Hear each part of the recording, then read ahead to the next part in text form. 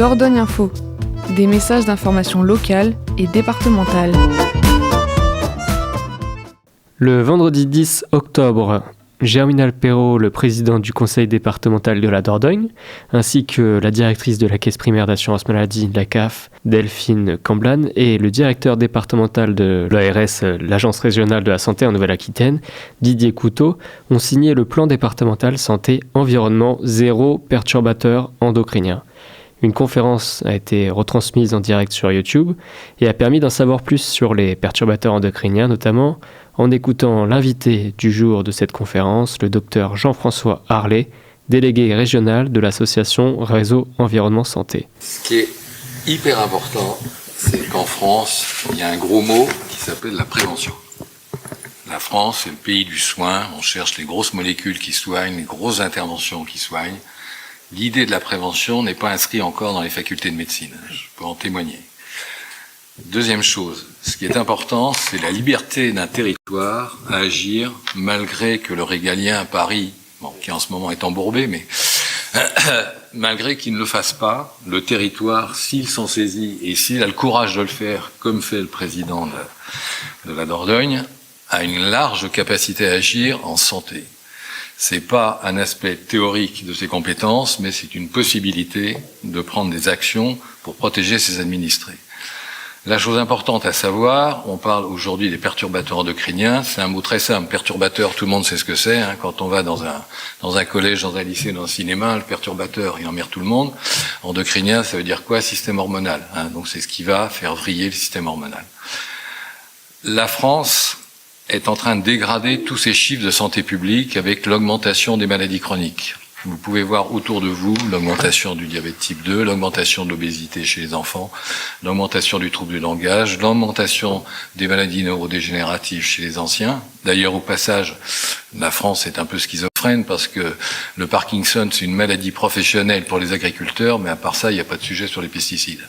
Donc, et pour faire reconnaître une maladie comme maladie professionnelle, c'est un parcours du combattant très compliqué. Donc, ce qu'on s'aperçoit en ce moment, ce que vous mentionnez, c'est effectivement l'augmentation de toutes les maladies neurodégénératives pédiatriques.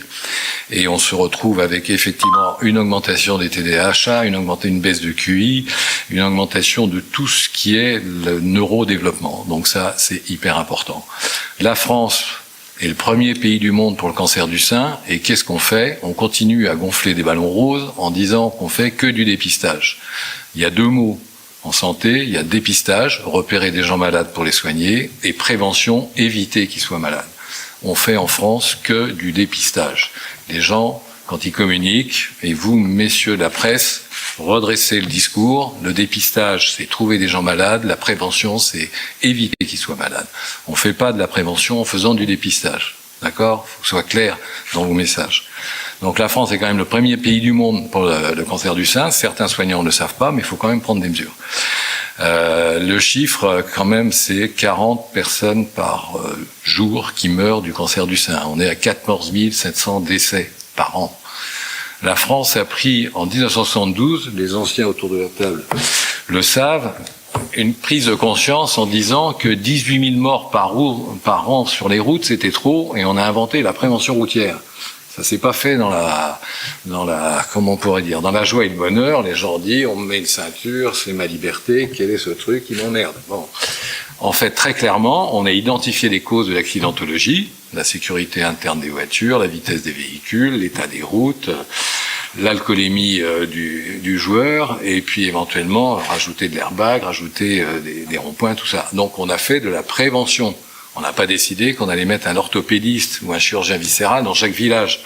On n'a pas décidé qu'on allait dépister une fracture de la rate passée inaperçue. On a fait de la prévention. Donc il est urgent, en termes de santé publique, d'organiser la prévention. La faculté de médecine est mal placée, elle a du mal envers ses étudiants, à donner une valorisation de cette action de prévention. On est toujours dans la valorisation des soins. Et ça, c'est pas bien. Donc, qu'est-ce que le consensus international a mis sur la place publique? C'est les perturbateurs endocriniens, ces molécules nouvelles, émergentes. Dans l'histoire humaine, ils ont à peu près 100 ans. Et on s'aperçoit, et là, les études sont concluantes, robuste entre le rapport direct et certain avec toutes ces pathologies et maladies chroniques et l'émergence des perturbateurs endocriniens. Là-dedans, il y a une mauvaise nouvelle, c'est qu'il y en a partout. Et là-dedans, il y a une bonne nouvelle, c'est qu'il y en a certains, dont 3 principaux, qui ne sont pas persistants. Pas persistant, ça veut dire que si vous rencontrez les phtalates que vous allez respirer dans les PVC, les parabènes que vous allez avoir dans le maquillage, le bisphénol, alors je me suis pas présenté, Réseau Environnement Santé, on a permis d'établir la loi pour supprimer le bisphénol A dans les biberons. Les industriels sont revenus avec le bisphénol S, qui est à peu près autant oestrogéno-inducteur. Donc, parabènes, bisphénol, phtalate, ces 3-là ne sont pas persistants, donc on les pisse tous les jours. Donc, si on se retrouve à avoir une politique de prévention vis-à-vis de la rencontre de ces molécules, comme l'établit le département de la Dordogne, on va avoir une réelle protection. Ce qu'il faut avoir là-dedans aussi conscience, c'est qu'il y a des fenêtres d'exposition. Les perturbateurs endocriniens n'ont pas la même action si vous le rencontrez à 50 ans, à 70, à 80, que si vous êtes un fœtus dans le ventre de votre mère. Donc la période d'exposition des 1000 jours est fondamentale et les maladies que vous développerez dépendront de ce que vous avez vécu pendant vos 1000 jours, à la fois d'un point de vue physiologique, psychologique, stress oxydatif, tout ce que vous mettez. Donc c'est pour ça que toutes les PMI, que toute la pédiatrie, que tous ceux qui s'occupent de l'enfance et tous ceux qui s'occupent des mamans et des papas aussi, sont importants pour établir la santé de demain. Ça, c'est fondamental. Donc le courage du département de faire du bio, autre question, si vous avez un sol en PVC chez vous, c'est comme s'il y a 40% de glyphosate dans le sol, c'est autant inducteur, perturbateur endocrinien. La quasi-totalité des pesticides sont des perturbateurs endocriniens, pas tous, à l'exception de quelques-uns. Mais l'action, pourquoi le pesticide n'est pas bon? Parce qu'il est perturbateur endocrinien, qu'il effondre la biodiversité. Bon, pour les abeilles, vous êtes bien placé pour savoir, mais cet amipril, c'est un neurotoxique du développement, mais majeur. Donc autant il va flinguer les abeilles et au passage les apiculteurs, mais autant dans le neurodéveloppement des enfants, c'est une catastrophe, ou dans le neurodéveloppement du vivant au sens large. Donc oui, bien sûr, il faut lutter contre ça. Bien sûr, la facture de la dépollution est bien supérieure à la facture que, dans les rendements que ça va donner, si on prend tout et si on met tout sur la table. En termes de santé publique, le coût des pesticides est catastrophique. Quand vous discutez avec les agences de l'eau, le coût de la dépollution, non seulement il est cher, mais en plus on ne sait pas faire. La question à poser, et là on va établir une autre réunion avec l'ARS sur le sujet, mais pas la vôtre, c'est quoi aujourd'hui, c'est quoi une eau potable? C'est quoi une eau potable? Eh ben, c'est une question extrêmement difficile à répondre. Il y a des études qui sont faites pour disqualifier complètement les valeurs réglementaires. Aujourd'hui, on réfléchit en silo. On dit, ben voilà, 1 microgramme de pesticides, un tout petit peu de phtalate avec 30 microgrammes, un petit peu de ça, et on a une valeur réglementaire en deçà de laquelle on croit qu'on est en sécurité. Pas du tout, avec l'effet cocktail que présentent ces molécules-là. L'effet ostéo-inducteur, oestrogénico-inducteur est majeur, à tel point que le CEDIF et les autres paris sont en train d'établir un indice avec un effet oestrogéno-mimétique pour savoir si le cocktail qu'on mange, c'est pas la valeur physique qui va déterminer sa toxicité, mais c'est sa valeur biologique. Donc, il y a tout un tas de réflexions à faire. Sans vous noyer, moins on en met de ces molécules-là, et mieux c'est. Donc, plus on mange bio, plus on mange bien, ben alors là, on en va enfoncer les portes ouvertes. On va dire que si la vie, elle est normale, elle est mieux que si elle n'est pas normale. Eh ben, c'est complètement vrai. Si on mange bon et sain, ça va mieux. Si on a un environnement et qu'on respire pas les bêtises, ça va mieux. Et si on achète des choses qui ne vous polluent pas, que vous n'étalez pas sur votre peau, que vous ne respirez pas, que vous ne mangez pas, ça va mieux. Oui. Je ne sais pas si vous regardez, mais quand vous achetez quelque chose, il y a marqué sans. Il n'y a pas marqué avec. Avec, c'est en police 1,5 ou pas du tout. Hein, produit de maquillage sans parabène. Ah, très intéressant. Qu'est-ce qui empêche la loi d'interdire le parabène dans les produits de maquillage? Rien. Après, ça s'appelle le lobbying. Il y a un lobbying d'un côté pour, le lobbying d'un côté contre. Bon. Ben, qu'est-ce qui empêche un territoire de dire nous, on ne veut pas de tels produits dans notre alimentation, dans notre air intérieur? Mortalité infantile. Vous savez que la France est 23e pays européen pour la mortalité infantile. On était 3e en 1995. troisième. On est passé 23e. C'est cata. La mortalité, l'indice, c'est 4 pour 1000, 4,1 pour la France, c'est 1,8 pour la Suède. Qu'est-ce qu'ils ont fait? Ils ont fait des observatoires d'air intérieur dans les années 95, et ils se sont aperçus que les phtalates, c'était pas bon. Nous, on a observé ce qui est notre air intérieur. 100% des écoles sont polluées, 100% des crèches sont polluées, 100% des hôpitaux sont pollués. L'urgence à faire, c'est qu'il faudra faire un plan pour démonter tous les en PVC dans tous les lieux publics. C'est un coût. Mais on peut financer et le lisser sur plusieurs années. Mais c'est des réflexions à mener si on veut avoir une vraie action. Donc, on se retrouve avec des connaissances qui vous disent on a une explication de l'épidémie des maladies chroniques et avec des politiques nationaux qui sont un peu frileux. On siège à la stratégie nationale des perturbateurs endocriniens qui se réunit régulièrement, qui fait des recommandations avec des actions déclinées dans la loi qui sont assez faibles, malheureusement. Donc, tout ce que fait le territoire, moi je ne vous connaissais pas, monsieur, j'adore votre prénom en plus, je ne vous connaissais pas, mais je trouve que c'est hyper courageux dans un territoire rural en plus, de se retrouver, alors avec votre position d'apiculteur, vos petits amis céréaliers doivent vous regarder un peu différemment, effectivement, vous ne jouez pas dans la même cour, n'empêche que vous êtes au plus près de la biodiversité, et n'empêche que ces gens-là n'ont pas envie que leurs enfants soient en mauvaise santé, donc après on se retrouve sur un débat politique, quelles sont les dépenses et quels sont les retours sur investissement. Mais sans entrer sur ce débat-là, le fait de signer la charte Ville et territoires sans perturbateurs endocriniens, c'est un engagement et c'est une mobilisation de tous les acteurs de terrain pour faire du mieux. Donc, bravo. Merci beaucoup, docteur. Germinal Perrault, président du département de la Dordogne. Moi, je voudrais juste poser une question. Quand on parle des jouets, quand on parle des produits, quand on parle des gerflex, quand on parle de tout ça, le problème, c'est notre ignorance et l'ignorance des citoyens. On ne le sait pas.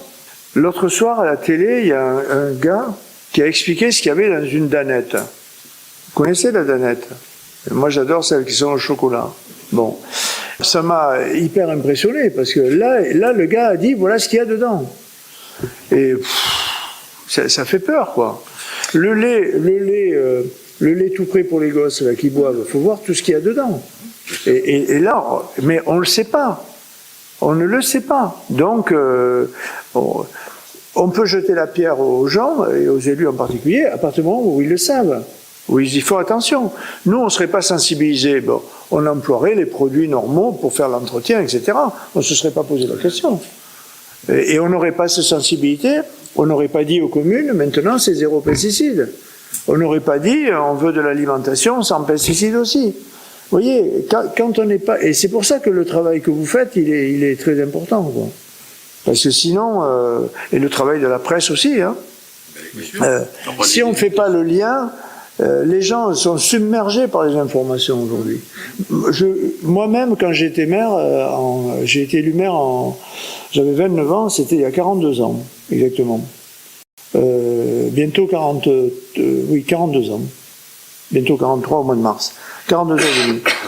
La secrétaire de mairie, un jour, elle m'a dit, Germinal, le représentant des désherbants va passer. Bon, moi j'avais un boulot, je lui dis, ne t'inquiète pas, tu dis à Christian de le recevoir. Christian, c'était qui? Le cantonnier. Ben, le cantonnier à Castelnau-la-Chapelle, il a acheté tous les ans entre 40 et 50 litres de désherbant. Moi j'étais le maire, c'était ma faute à moi, mais je n'étais pas sensibilisé. Le jour où le type de la Sogedo, le directeur de la Sogedo, qui est malheureusement mort d'un accident de voiture, est venu me voir en me disant « Germinal, il faut que je te dise quelque chose, on ne peut plus garder la même source d'approvisionnement, parce qu'elle est trop chargée en atrazine. » Je lui dis « Mais qu'est-ce que c'est l'atrazine ?» Mais l'atrazine, c'était une molécule du désherbant. Interdite. C'est une molécule du désherbant. Et je l'ignorais complètement. Hein. Et c'était il y a 40 ans. Donc, si vous voulez, on n'avait pas la même conscience. Donc, ce travail de conscience et d'information, il est primordial. À partir du moment où les gens sont informés, après, c'est pas pareil, ils font des choix. Mais il y a aussi un autre problème, c'est que l'industrie agrochimique en matière agricole, et je me suis intéressé à cette histoire depuis très longtemps, elle changera pas. Et elle fait son business avec ça, y compris le monde coopératif, qui voyait d'un mauvais œil le bio, parce que si vous prônez le bio, vous n'utiliserez pas les pesticides. Oui. Vous voyez, c'est très compliqué. Oui, donc c'est comme l'histoire des emballages. Si on ne s'attaque pas au suremballage industriel, c'est dur d'obtenir que les citoyens fassent tout le tri. Mais bon, je m'arrête parce que... Non, mais vous avez raison, mais il y a des choses qui semblent impossibles. Il ne faut pas oublier qu'il a fallu 100 ans pour retirer l'amiante. Oui, c'est ça. Que la commission sénatoriale, qui s'est enfin réunie après, a démonté tout le système de lobbying, quand même. Donc c'était soi-disant impossible, on ne pouvait pas vivre sans amiante. Voilà. Donc on a dit on en met 10 fois moins. Non, mais ça, là c'était simple parce qu'il y avait un marqueur médical qui était cancer de la plèvre, le mésothélium. Et là, le médecin dit non, mais c'est pas 10 fois moins, c'est pas 100 fois moins, c'est pas 1000 fois moins, c'est zéro. C'est zéro. Voilà. Et là, on est en train de payer, parce que l'amiante, c'est aussi un perturbateur endocrinien. Donc, dans l'effet cocktail des cancers du sein aujourd'hui, ça, c'est une responsabilité aussi. Donc, ce qui semble impossible à un moment, ça peut s'ouvrir. Ça peut s'ouvrir, d'autant plus que s'il y a une force citoyenne qui dit on en a marre d'être empoisonné. Donc, messieurs les industriels, vous êtes bien aimables. D'abord, vous trichez au nom du secret affaire, on n'a pas le droit de savoir ce qu'il y a dedans. Vous prenez le cas de la nourriture ultra transformée, ce que vous disiez pour la danette. Là, la dernière étude magique qui est sortie dans le monde il n'y a pas longtemps, on pensait que la nourriture ultra transformée était a priori plus riche, plus grasse, donc un facteur expliquant de l'épidémie d'obésité. Que nenni, à quantité calorique égale, ils ont fait une étude transversale majeure, et on s'aperçoit, oui, on a l'obésité qui arrive. Pourquoi ? Parce que le perturbateur endocrinien va faire vriller votre système de stockage. Et on va se retrouver avec des maladies cardiovasculaires aussi, parce qu'il va y avoir stockage dans les artères. Donc, c'est les produits, les fameux additifs de ces AUT, les aliments ultra transformés, et ce n'est pas simplement plus de calories, plus de gras, plus de sel. Non, c'est tout ce qu'il y a dedans. Et en plus, vous achetez le machin qui est dans une boîte en plastique que vous réchauffez dans le micro-ondes et qui va libérer encore plus. Donc vous avez la triple peine. Et puis vous bougez pas et puis vous jouez avec ça et puis vous mangez ça et puis vous empilez à peu près tous les facteurs délétères, quoi. Donc là-dedans, il y a vraiment un secret, une cacherie, une tromperie, parce que l'étiquetage ne met pas ce qu'il n'y a pas. Et ça, c'est des courages qui ne sont pas des courages départementaux, mais des courages nationaux, à exiger une transparence. Les phtalates c'est incroyable, les phtalates, on retrouve ça comme fixateur de parfum. Donc on avait appelé, il y avait une étude qui a été faite par l'Arabie Saoudite, très surprenante, l'Arabie Saoudite qui avait mesuré quel était le taux des phtalates dans tous les parfums. Bon, il y avait un parfumeur très célèbre français, pour ne pas le citer, qui a un machin numéro 5, et donc on l'appelle, et on lui dit, mais comment ça se fait que vous mettez les phtalates ? On n'est pas au courant, on va réfléchir, voilà. Bon, on refait l'étude 2 ans après, le phtalate avait disparu. Bon. C'est curieux, hein. Voilà. Donc, à partir du moment où il y a un focus qui est mis d'un point de vue, comme on pourrait dire, médiatique, eh bien, là, oui, il y a une action. Voilà. Donc, et moi, ce qui m'intéresse, et moi, j'aimerais bien qu'on se revoie dans 4 ans, et qu'on voit le diagnostic territorial sur la mortalité infantile, parce que ça peut se chiffrer très vite, sur tous les enregistrements mortalité prématurité, c'est 2 indicateurs majeurs, et sur les troubles du langage.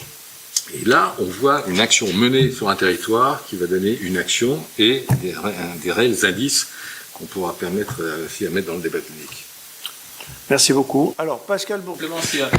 Pascal Bourdeau, conseiller départemental du Périgord-Vernon-Trônay et vice-président chargé de la transition écologique au département. Un rétro-planning par rapport à ce plan donc, départemental santé-environnement. Donc, vous l'avez dit, il y a 2 ans, on a déjà signé donc, la charte santé-environnementale avec M. Tissolina. Voilà, c'était donc déjà une première avancée. Et depuis, on a mis en place un comité technique depuis 12 mois, avec donc 3 copies et 6 rencontres de COTEC, de comités techniques, avec les 7 directions du département et aussi avec 23 acteurs du territoire. Donc c'est un travail de longue haleine, et aujourd'hui, pour arriver à la présentation du plan que je vais vous faire, il y a eu un lien très important avec de nombreux acteurs. Je vais en citer quelques-uns, mais je ne vais pas être exhaustif. Ce sont les sages-femmes qui ont animé des ateliers de sensibilisation, les médecins qui s'organisent au sein de leur communauté de communes professionnelles territoriales de santé, comme vous l'avez dit, Madame Camblin, tout à l'heure.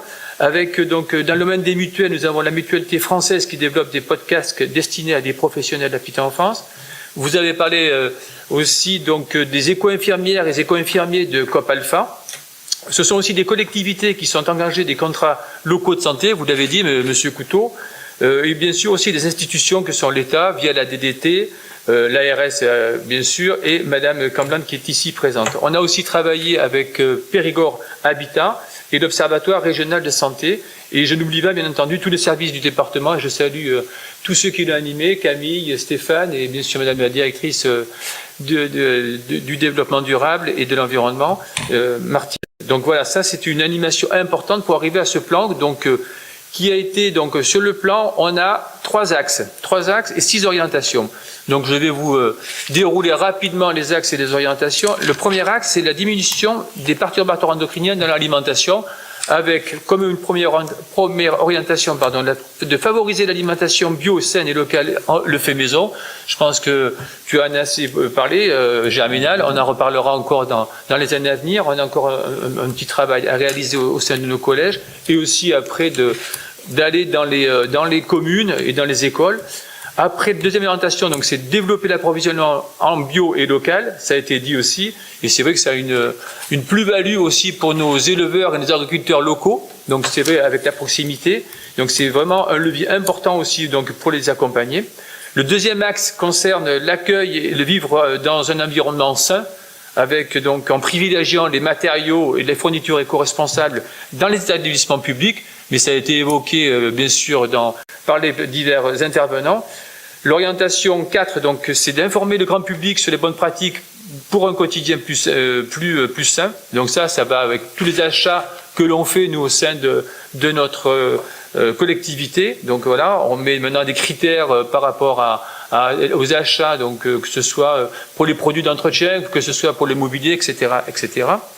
Et enfin, donc, le dernier axe, c'est de fédérer les réseaux d'acteurs avec une orientation qui est de faciliter les recours d'expérience et la mise en réseau des porteurs d'action sur le territoire. Et l'autre orientation, la dernière, enfin, c'est de définir la gouvernance à mettre en place pour assurer le suivi et l'évaluation du plan départemental.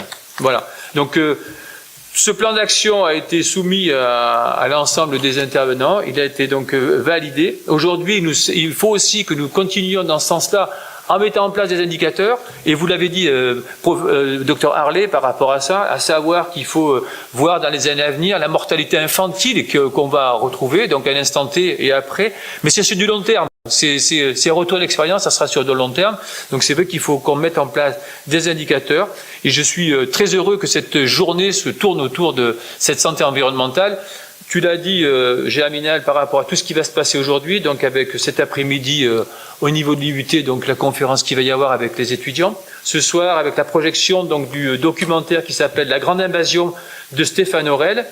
Et aussi, je voulais rappeler qu'il y aura des ateliers de sensibilisation dans nos collèges, à savoir à Sarlat et à Belvès, sur les 3e et les 4e, mais aussi au lycée G de Beaufort, donc sur